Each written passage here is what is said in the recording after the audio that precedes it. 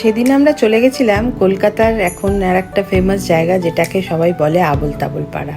হাতিবাগানের কাছে পাড়াটা কিছু অংশকে বাড়ির সবাই, পাড়ার সবাই ওটাকে আবোল তাবোলের মতো করে রং করেছে এবং সুন্দর পেন্টিং করেছে সুকুমার রায়ের ছড়া টড়া দিয়ে।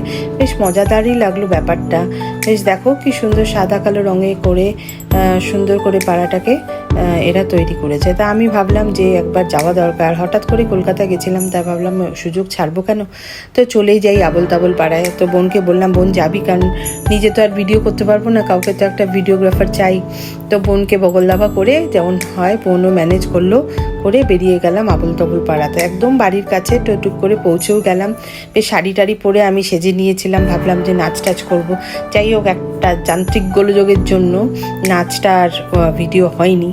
আর সকালবেলা ওয়েদারটা ভালো ছিল, কিন্তু সাডেনলি বৃষ্টি শুরু হয়ে যাওয়াতে আমরা বেশিক্ষণ ওখানে টাইম স্পেন্ডও করতে পারিনি। একটুখানি ভিডিও করে আমাদের বেরিয়ে আসতে হয়েছে। বাট খুব সুন্দর জায়গাটা, তোমরা যদি সবাই যেতে চাও যেতে পারো, বেশ ভালোই লাগবে। একটু অন্যরকম, বিশেষ কিছুই নেই, খালি বাড়িগুলোকে এরকম করে রং করা, কিন্তু ভালোই লাগে। নিজেদের বাংলা কালচার এগুলোকে যখন কোথাও সামনে দেখতে পাওয়া যায়, তখন সেগুলো বেশ আনন্দই দেয়। তো সেই জন্য আমিও সেই আনন্দ নিতে উপভোগ করতে চলে গেছিলাম সকাল সকাল।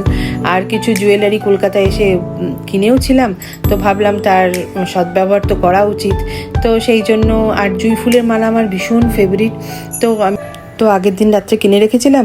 তো সকালবেলা উঠে জুঁই ফুলের মালা লাগিয়ে সাজুগুজু করে বোনকে নিয়ে চলে গেলাম আবোল তাবোল পাড়া এনজয় করতে। যদি ডিটেলস চাও আমাকে পিং করো, আমি জানিয়ে দেবো। এখনকার মতো tata, bye, see you in my next video.